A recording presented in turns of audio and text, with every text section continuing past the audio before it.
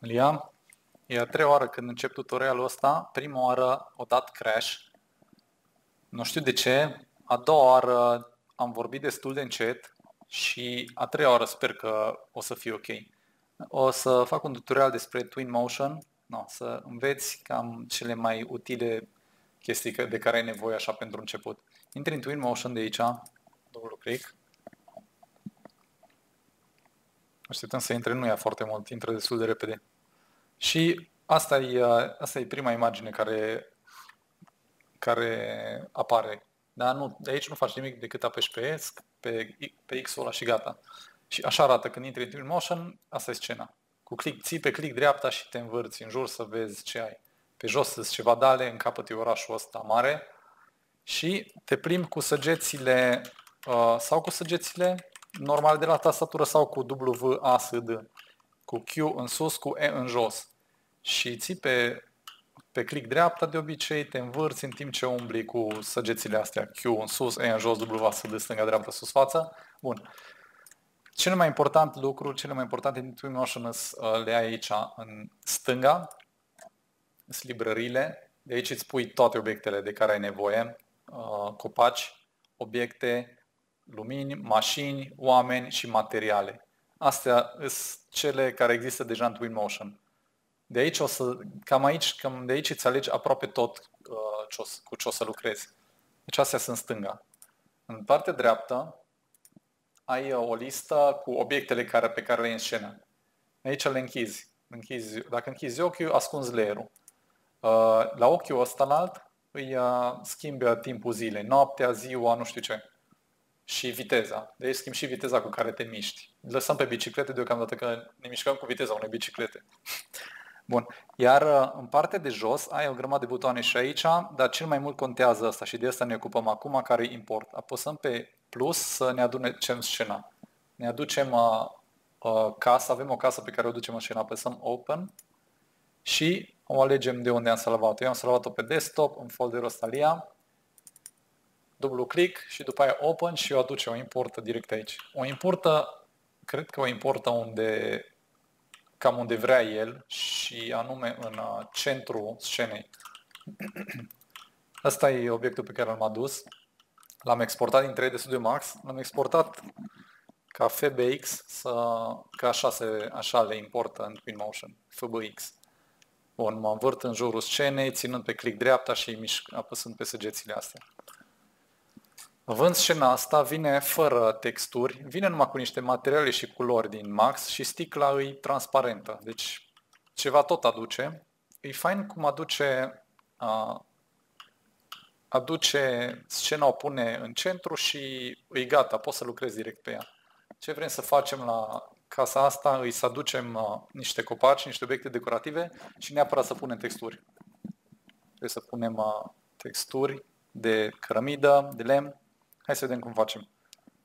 Deci, din stânga o să aducem materialele și vegetația. Hai să punem niște materiale deocamdată.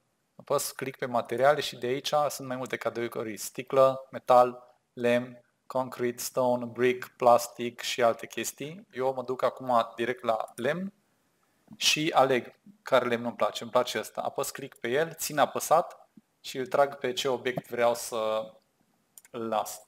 Când las de click, s-a aplicat pe el. Așa, pe ăsta vreau lemn. Vreau lemn și aici. Hai să zicem că pun alt lemn aici. Pe ăsta pun lemnul ăsta. Bun. De la concrete iau concrete și pun pe jos, aici pun, sau pe ăsta, pun pe aici concrete. Vreau asfalt pe stradă, merg aici la materiale. Oare unde o fi? Unde erau materialele de concrete?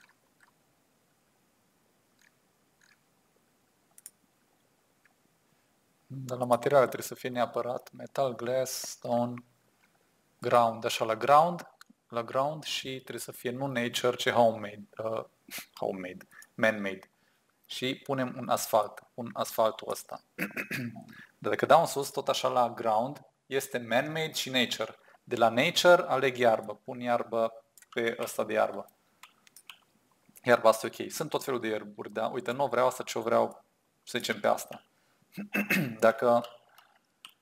Dacă nu-mi place cât de deasă e textura, să zicem că, uite, o să pun o cărămidă, vreau să pun cărămidă aici. Aleg textura de cărămidă, o pun acolo și nu-mi place cât e de măruntă.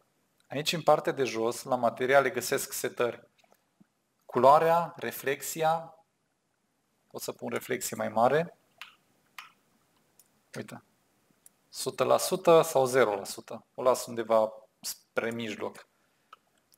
Așa, că cărămida nu reflectă foarte tare. Și mai are scale. De la scale o fac mai mare, cărămida asta mai mică, dar vreau să fie cât de cât realist, o las atâta. Ce material vreau să umblu? Îl aleg cu pipeta. Îl iau de aici, apăs pe lemn și, de exemplu, dacă apăs cu pipeta pe iarbă, mi-apare iarba aici și setările ierbii. Setările cărămizii, setările lemnului. La lemn vreau să-l fac mai mare, apăs pe scale sau vreau să-l fac mai mic, îi dau în jos. Dar dacă vreau să-l rotez, trebuie să apăs aici pe more, de la scale. Nu more de la reflection, nu more de la color, nu more de la nimic, că nu more. Dar apăs pe more ăsta care înseamnă mai multe și la mai multe am rotation. De la rotation pun în vârf 90 de grade. Dacă mi-e greu să nimerez 90 de grade, puteam să scriu acolo direct 90, enter și mi învârte la 90. Bun, și așa pun materialele. Și orice material vreau să revin la el, degeaba îl selectez cu mouse-ul, că nu selectează materialul, selectează obiectul.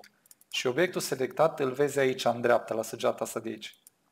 Uite, selectez ăsta, am wood vertical, că așa le-am numit eu în 3D Max.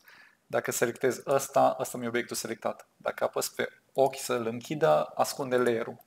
Sau selectez de aici și închid ochiul, ascunde layer-ul. Dacă vreau materialul, ținem cu pipeta. Vin cu pipeta, iau iarba aia și schimb culoare dacă vreau.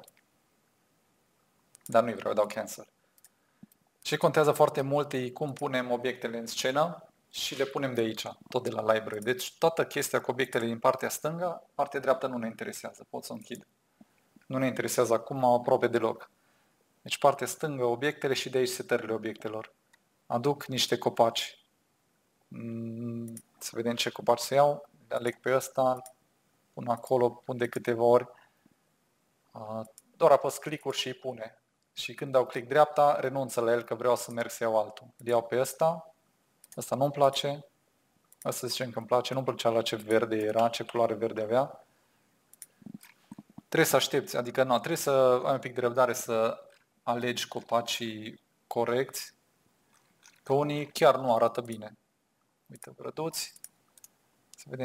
Să vedem ce copac mare mai am de pus pe aici. Uite, ăsta vreau să-l pun. Ăștia mai mari vreau să-i pun așa mai în spate. Și dau click dreapta ca să renunț ele sau escape și vreau să pun niște tufe. Tufișurile astea unde să le pun? Le pun pe aici așa. Automat, eu apăs numai click-uri, uite, dacă apăs un click, pune o tufiș, după aia alta și a treia poate o pune mai mică, a patra mai mare, automat pune mărimi diferite și la copaci și la tufișuri, la mașini automat le schimbă culorile ca să nu fie repetitive. Și mi se pare foarte tare că le schimbă automat. Hai să mai pun niște ăștia brăduți. Vreau să mai pun niște plante pe aici prin curte, dar vreau să pun și niște iarbă. Așa că iarba pot să o pun așa, o aleg tot așa cu click și încep să pun, da, uite cum arată când o pui. O pun aici că se vede mai bine. Click, click, click. Vezi? Le pune cam puțin. Dau control Z de 3 ori ca să dispară. Dar poți să desenezi cu iarbă ca să nu te chinui. Vii aici și dai la Vegetation Paint. Și aici poți să tragi în partea asta toate obiectele de vegetație cu care vrei să desenezi. O să trag numai niște ierburi. Zicem că pun iarba asta, o aduc aici, mai pun printre ierburi și florile astea și ce să mai pun pe aici? Pun și florile galbene, hai să vedem cum arată. Și după aia iau pensula și desenez cu ea. Pot să aleg diametru mai mic la pensula asta și încep să desenez. Și pune toate amestecate ierburile pe care le-am ales aici. dacă mi se pare că nu vreau astea galbene, vin aici 6-3 puncte și dau delete și le șterg de acolo. Și desenez fără el. Pun aici niște ierburi, vin și în partea asta. Nu-i nimic dacă greșesc, că dau și pe lângă, că se poate șterge. Uite, de aici, cu radiera asta șterge. Am pus chiar și pe zid. Vin și fac diametrul ăsta foarte mic și șterg numai ce pe zid. Șterg și ce pe zidul ăsta, chiar dacă arată interesant.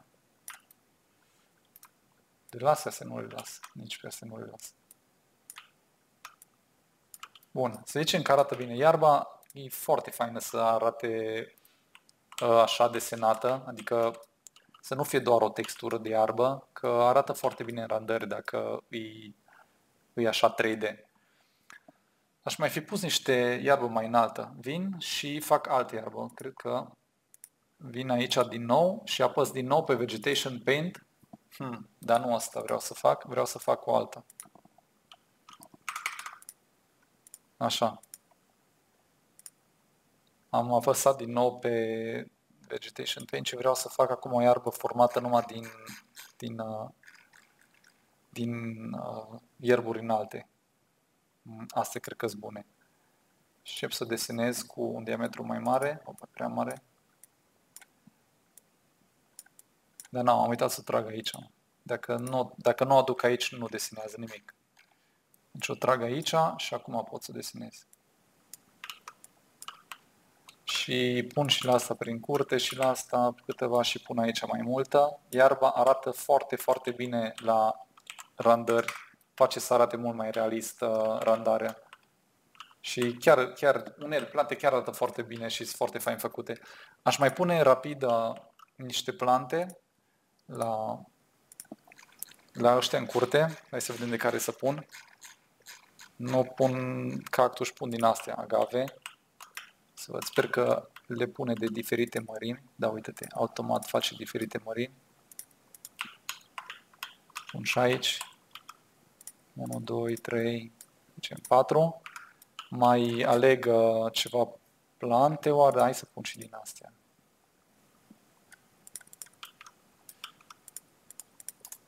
Trei. Să mai pun ceva. Ce e asta? Spre amici.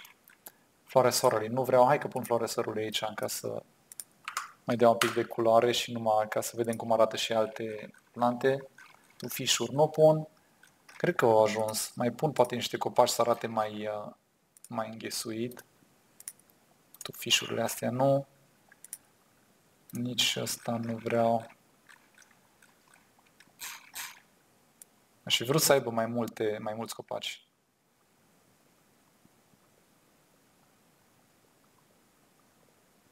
Asta cum e? Îi dau la Age, îl face mai mare. Și mai pun unul și dacă îi dau și la asta Age, îl face mai mare.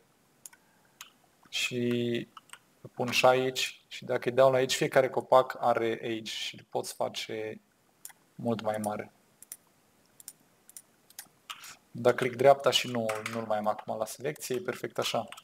Hai să vedem cum arată. Dacă apăs pe M, mă pune la nivelul ochiului și mă plimb din perspectiva unui om. Și dacă apăs din nou pe M, iar zbor ca o fantomă. Și hai să punem niște oameni. Punem tot așa de la obiecte, vin să aleg de la characters. Alegem doar, cele mai importante doar animated humans și groups și poate animale. Pun un om, îl pun pe Amir, îl pun aici și îi pun să mai vorbească cu cineva, îi pun o fată, fata stă cu spatele, dar când dai click dreapta, automat te lasă să poți să alegi să o rotești pe oricine și orice obiect. Dau escape, ăștia doi stau bine aici. Așa, hai să pun și animale. Pun o pisică. Pun o pisică aici. Dacă dau pe F, mă duce automat la pisică. Dacă dau click dreapta și după aia pot să o rotesc. Așa, pisica se spală și pun un prieten sau o mâncare. Dau click dreapta sau escape și renunță la a pune următorul porumbel și îl selectează pe ăsta care l-am pus deja, îl pot răsuci. Bun. Opa, hai stați, povestiți acolo, dar să nu vă mâncați. Vreau să pun textură la asta. Am uitat să pun aici. Hai să pun tot cărămizi. Merg la materiale, bricks, trag cărămizile pe ăsta, sunt cam mici, trebuie să umblu la scale, le fac mai mari. Perfect. Aș vrea să mai pun niște obiecte. Data trecută când am pus un grup de oameni mi-a dat crash și a fost prima oară când îmi dă crash, dar acum nu știu dacă să risc să mai pun, dar niște mașini, tot pun mașină. Dacă pui mai multe mașini le schimbă culoare, uite, dau exemplu aici. Automat le schimbă culoare să nu fie toate la fel. Ctrl-Z, Ctrl-Z, Ctrl-Z și pun mașina aici, click dreapta să renunț la selecție, o răsucesc și o pun, am răsucit. De ce nu rămâne răsucită?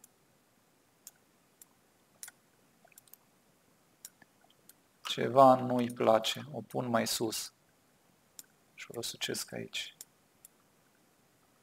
Așa, o pun parcat acolo, cineva a parcat o strâmb.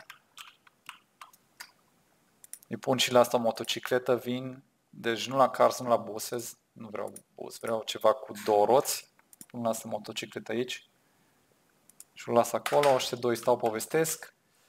Bine, hai că îi dau un save, Ctrl-S, îl salvez neapărat că dacă îmi dă crash să nu mai zic cu Lia 2, Enter și îl salvează. Dacă îmi dă crash măcar să pot porni de aici, continua de aici. Merg să pun un grup de oameni. Deci de la Characters, de la Groups, aleg un grup de câțiva oameni. Bun, nu mi-a dat crash, dar mi-a dat un pic de emoție, că a stat pe loc. Bun, nu-i dau al doilea, ajunge unul. Răsucesc dacă vreau și las așa. Ăștia stau un pic în aer, îi mut un pic mai încolo. Să atent și la detaliile astea și la ăștia le pun o bicicletă. De la vehicule, de la două roți, pun o bicicletă roz aici. Și escape ca să renunț la selecție, o răsucesc să stea mai lângă zid. O mut, să atent să mut numai de săgeata aia. De fapt pot să mut de oriunde de astea, că măcar o pune bine, pe înălțime. Dacă țin tot timpul când mus ceva, prinde de ăsta din mijloc, că îl pune pe obiecte automat. Vezi? E ușor, nu-l bag în el, îl pune și oamenii și tot ce ai. E foarte fain și ușor. Uite, dacă îl iau pe ăsta, îl mut de cer cu ăsta, îl pune pe obiecte sus. Singur îl pune pe tot ce ai. Dacă l-aș trage numai de săgețile astea două, le bagă prin el. Dacă îl trag de cerc, îl pune pe ele. E foarte, foarte util. Bun. Deci acum schimbăm. Aș vrea să apăs pe M să vedem din perspectiva omului cam ce vede un om care se plimbă pe stradă, cam așa vede. Dacă vin aici la ochi, să-i dau daytime, schimb la altă perioadă a zilei, stai un pic cam dimineață, pun mai seară, face cum bate lumina totuși spre dimineață. Bun, zicem că e ok. Vreau să pun niște stâlpi, merg la obiecte,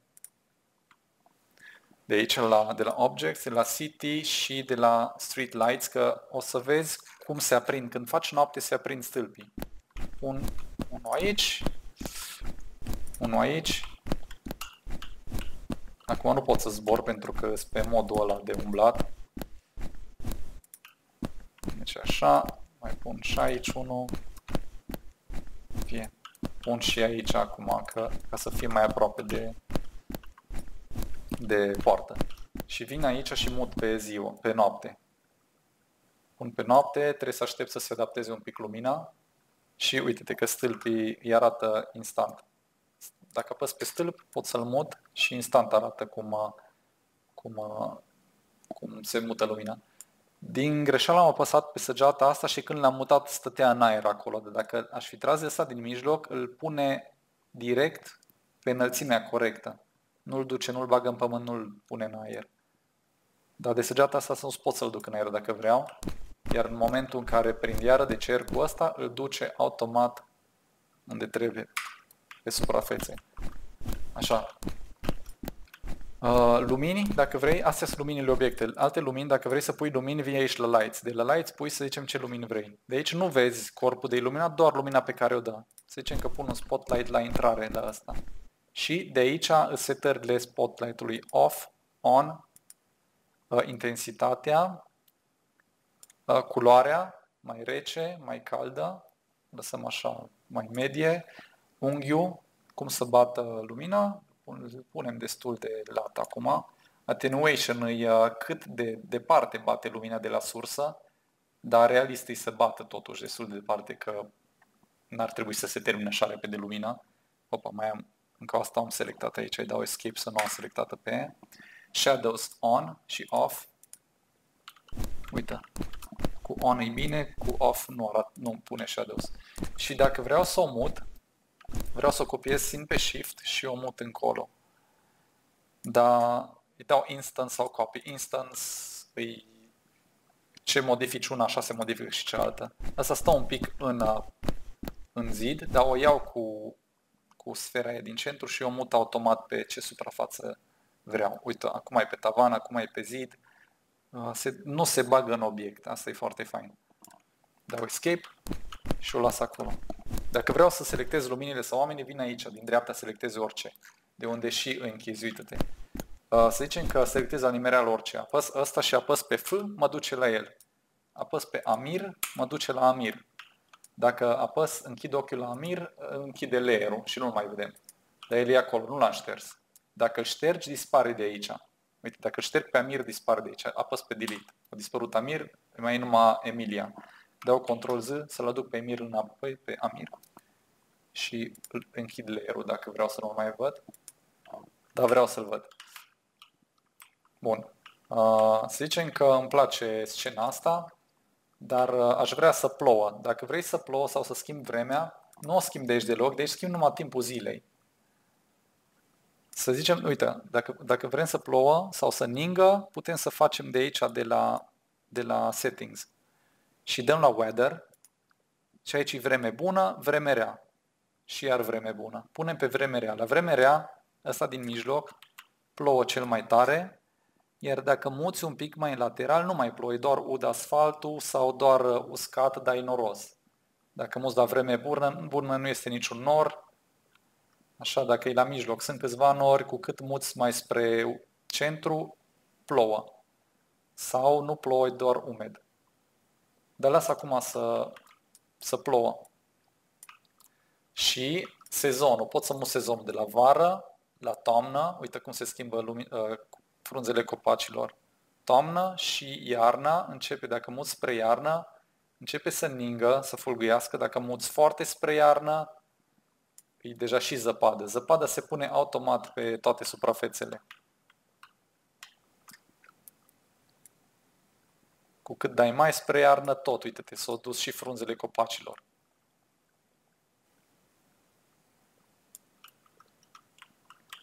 Putem să lăsăm iarnă și să mutăm să fie noapte. Hai să vedem cum e noaptea iarnă. La ora 8:30 sau hai să punem la ora 12 noaptea. Aș fi pus și niște lumini în casă să pară becurile aprinse, dar nu asta vreau să fac acum. Și nu vreau nici iarnă, vreau să fie vreme bună. Și vară și vreme bună, asta vreau. Bun, așa arată scena noastră acum. Poate că aș schimba totuși lumina să vină un pic mai dintr-o parte. Ok, să zicem că așa îmi place. Și așa arată scena mea. Am apăsat pe M să mă plimb, să nu zbor. Acum când apăs pe M, dacă apăs pe Q și pe E, nu mai face nimic. Că ești doar un om care se plimbă pe stradă. Nu poți să sari, de exemplu. Dacă dai space, nu sare ca în jocuri, dar te poți plimba exact ca într-un joc, să te uiți pe aici. Dacă apăs pe M din nou, deja iarăs fantomă și pot să mă urc și să văd mai ușor. Dar când vreau să văd din perspectiva omului, apăs pe M. Și asta îmi place, de exemplu, unghiul ăsta la randare. Dacă vreau să fac o randare, vin aici la media, aleg image și de aici dau click să create image. Dacă îmi place unghiul ăsta, dau click și îl salvează aici. După aia mă pot plimba, îi dau și de aici. I-am pus și de aici un unghi. și pot să mă plimb între astea două ce le-am ales. Și acum dacă vreau să le salvez pe calculator, mă duc aici la export, apăs pe image, nu vreau panoramă, nu vreau video, nu vreau presentation, vreau image deocamdată și le aleg pe amândouă. Bun, le ales, dau export și aleg folderul unde vreau să le salveze. Pe desktop, folderul ia și dau select folder și le salvează automat. Estimated time, câteva secunde, foarte rapid randează față de 3D Max. Hai să vedem. Și aici sunt randările, image 1, image 2. Twinmotion e super simplu și e foarte ușor de învățat. Și practic, tot ce trebuie să faci acum, trebuie să ies din media, quit media mode, că nu vreau să mai fac randări, vreau să mai lucrez un pic sau să mai vorbesc o secundă, două. Ideea e că din partea de jos avem de aici import, de aici îți importi tot ce vrei, de aici desenezi vegetație, de aici schimbi vremea pe iarnă sau pe ploaie, de aici, de sus, schimbi timpul zilei până la noapte sau ce e asta, un apus. De aici alegi ce obiecte vrei să alegi, de exemplu, să zicem că vrei să mergi la Amir iarăși, păși pe Amir și îl vezi acolo, poți să-l selectezi și să-l muți pe casă, foarte ușor se mută singur pe casă. Dacă ții neapărat pe ăsta din mijloc, dacă ții pe săgeata aia, nu se mai mută pe casă, rămâne la nivelul la care era în momentul în care l-ai început să-l muți. Bun. Nu-l mai vrem pe Amir, să zicem că vrem pe Felix. Felix e pisica, apăsăm pe F, ne duce direct la pisica Felix. Deci asta faci din partea dreaptă. Sau închizi, nu mai vrei pe pisică. Sau îți imaginezi că Michael a plecat sau l-a mâncat pisica. Și închidem de aici layerele. În partea de sus, de aici, asta e scena pe care am adus-o. Apăs pe ochi să închid layer-ul. Așa arată fără ce am importat noi. Așa arată cu. Bun. În partea stânga avem materialele și obiectele pe care le punem în scenă. E super simplu de folosit, că sunt pe categorii. Și de la materiale ai setări. Dacă să zicem vrei metalul ăsta, apeși pe el. Sau nu, dacă îl tragi în scenă, doar tragi cu click și îl lași pe ce vrei tu de aici. Și ai jos setările lui. Schimb culoarea, reflexia, culoarea în albastru, Ctrl-Z, Ctrl-Z, Ctrl-Z până scap de chestia asta, că chiar nu vreau să rămân. Dar uite, cu pipeta, dacă vrei să schimbi un material, revii cu pipeta, apeși pe el și dai scale, că nu-mi plăcea cărămida aia cât e de mică. Dau reflection mai mare sau mai mic. După aia apăs escape că nu mai vreau să selectez nimic altceva, închid și ăsta, îl fac mic și mă mai plimb pe aici. Deci cam atât, cam asta e toată treaba. Pui materiale și aduci vegetație și e foarte ușor de învățat. Da, bine, dacă am uitat ceva, mai fac tutoriale și data viitoare. Ciao!